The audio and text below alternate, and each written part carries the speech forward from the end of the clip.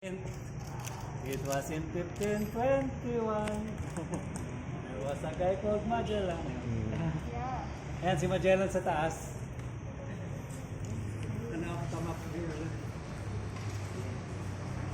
Pero the world gives too much credit to the Magellan and the European technology.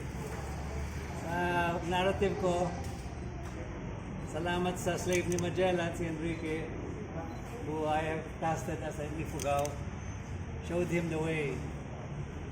Kung wala si Enrique and his spiritual cosmology, yung kaalaman niya tungkol sa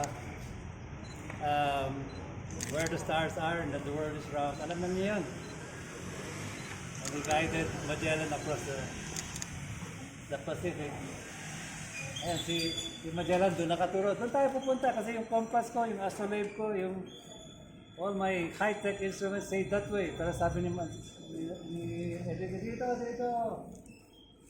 Meron siyang indigenous GPS. Okay? Ayan. So he's guiding off. Itong sail is by Baguio artist, si Carlo Villafuerte, with us. We can see it better from the other side. No? Ganda ng light kanina. Ito, nanatakpan. So I come home. You can see the place of His home for in his heart na guided him coming home. Kaya all of these basket sculptures gawa ito ni Rogelio Ginanoy, who is a blind sculptor. Okay? Gulag siya, pero kaya niya. Siguro yung mga features na mga tao, medyo gine-guess lang niya, no? Pero the only thing he got right was yung ari-ari. He got it right. Napansin ito ng tourism director. Uy, napa-ay na. So coming back home, I think pati yung naka-imagine ng mermaid siya, I don't know how he visualized the mermaid, but all of this is going to Spain next year, no? I'm making my statement sa Madrid. Yung Reina Sofia Museum has invited me to the installation, and dahil 2021 is the best time to make a statement. Our version of history, di ba? Ayan, yung kanila, yung vida nila, si Magellan is our villain. Lapu-Lapu is our hero, di ba? So we have to, kailangan natin ibanggit yung tunay na kasaysayan natin. So I have a chance to do that in Spain next year with this. Of course, yung mga sinulat ni Pigafetta, Pigafetta wrote his version. Pero I think we're entitled to also our own version. Maski na hindi tayo, we were not anal like the Spanish writing down everything. Sa oral traditions, we have some stories. And we know na, ang hero nyo, ang bilay namin. Okay, there's a lot more inside.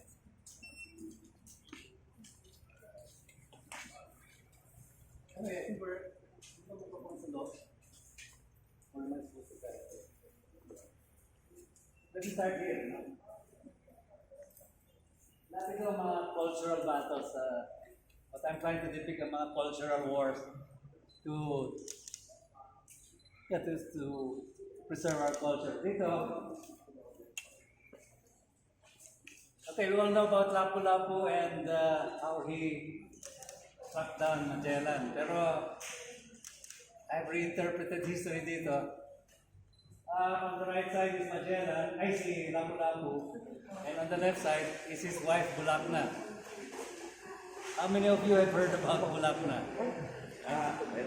I'm sure very few historians have ever mentioned him in the history book. Yan si Bulakna ang asawa ni Magellan, ni Lapu-Lapu. And this is the final moment of the Battle of Mactan. Okay? Come closer.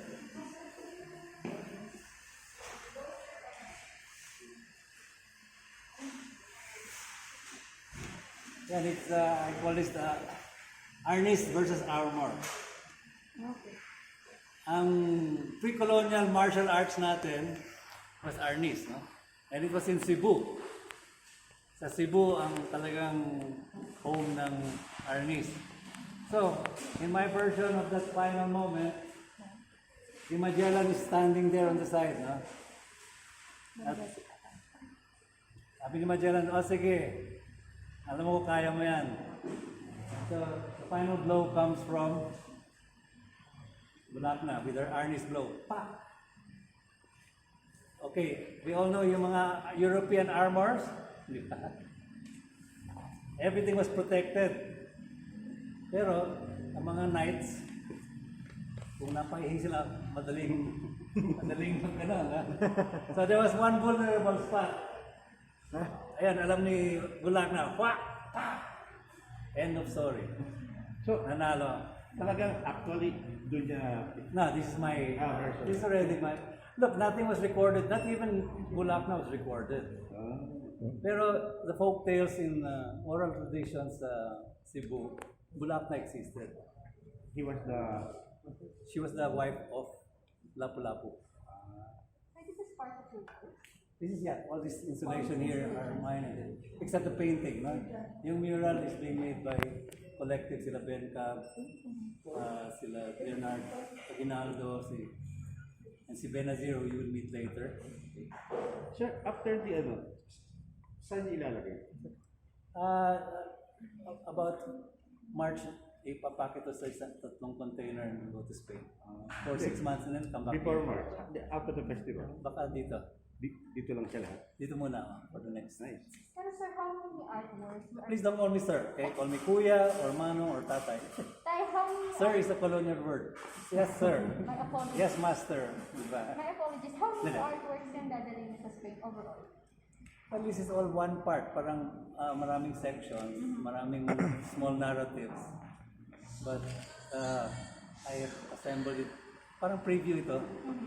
Para matesting ko rin. Kasi yung Palacio de Cristal in Madrid is five times bigger than this. So. Yes. Pero meron na po kayong final kung saan sa Madrid Yan nga, yung Palacio Cristal. Okay. There's something interesting about Palacio Cristal. It was built in 1887. It's a big glass structure, parang malaking nursery, no? Pero below glass. And pinagyayabang nila yan. Basta, di ba, pag international exposition, they all flex their technological muscle. So they built this big, it looked like a nursery to me because it's all glass. For the Madrid Expo. Now note, the first expo that exhibited Igorots was at the 1887 expo. And napalitan ni Rizal yun. So nagalit si Rizal and in my narrative, kaya galit na siya sa Spain, galit na siya sa mga private. He got a strong passion to write these seditious novels. So here, this is, okay, if you look on this side, naalala niyo yung 1,000 peso bill? Yung Manunggal jar. Okay, this is my tribute to the Manunggal jar artists. Pero using Cordillera Bulos. And then up here is a tsunami of the protectors. They are protecting their culture. Kaya katapos lang na. If you arrive half an hour later, we will still more. It's a work in progress. Kaya since the opening ng November 6th, maglalaro pa ako dito. Kasi let me just go to this next one. Ito siguro yung nakita ni Rizal, mga exhibited. This is also made by that blind sculptor from Magellan. Pero dito yung narrative ko dito. Okay, unfortunately, all our kids only hear about Spider-Man and Batman at mga superheroes ng Hollywood. They don't hear about our local heroes. So dito ginawa ko lang na, yeah, they're in the eye, and they're hearing the story of Enrique who guided Magellan home. So, local hero naman ang pakinggan natin. But we're all captive to the idiot box. And, by the way, I have here something na hindi ko pa alam kung nilalagay ito. This is Rizal in a bag, okay? Di ba tinatanong ni Ambit Ocampo, what's underneath the overcoat? Which is for me, siguro, yung galing ni Rizal, what we all hear about Rizal is, oh wow, ang galing ni Rizal, he wrote a novel in Espanyol. Rizal, he operated his mother's eyes with Western ophthalmology. He built irrigation systems sa Dapitan with Western engineering. Pero why are we admiring yung capacity niya to do that? I think kung magaling siya to adapt and take other things, it was because inside he was still wearing his indigenous bag, no? His spiritual bag pala, spiritual bag. Connected pa siya sa alamang katutubo ng. So I think I want to show, I will have a statue of Rizal in front of these two big statues, and like that, he has an overcoat, and sa ilalim may bag siya, and then he's getting angry about yung nagalit siya at yeah, I think we should. Kawawan man si Rizal, di ba? Lahat ng elementary school sa buong Pilipinas, naka-winter coat siya. Ang init-init, sana nakabahag lang ako gaya ni Kidlat Tahimik.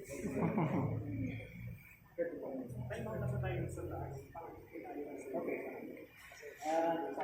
This last one. All of these are cultural battles, no? Kaya yun naman. Dito, this is the battle between two goddesses of the wind, okay?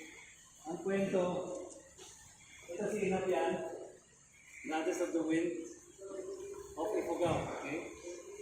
And the story, she was weaving a bahag on a backstrap loom. Ano yung backstrap loom? Yung parang may belt, tapos may strings. Ayan, she was doing it. Tapos the gods started blowing her around. And kasi may backstrap loom siya, parang may safety belt siya to survive. Na-impress ang mga gods, and they made their goddess of the wind. So ngayon, every time there's a typhoon that comes to Ifugao, the Ifugao pray to Inabian, sana palitan mo yung direction ng typhoon, sana magbaha. So that's, okay, this is Inabian, goddess of the wind of Ifugao, and she's in battle with the goddess of the wind of Hollywood. Marley. You recognize her? Yes. Oh, yeah. And parang sinasabi niya, yan. Parang sinasabi niya, shh, alis dyan, Hollywood. Shh. We have an overdose of your sex and violence stories. Shh. We have our own beautiful stories. Shh. We have enough of your Harvey Weinstein stories. Stay away. Now this is the mural, and this is Benazir. Benazir, she is handling at least the story. It's a collective work with people like Bencab, Leonardo Aguinaldo, Leonardo Aguinaldo, si Jean-Franc Capado, si Roland Bayan, and they're about to finish it. Pero, why don't you take over? Sige na. Si Benazir.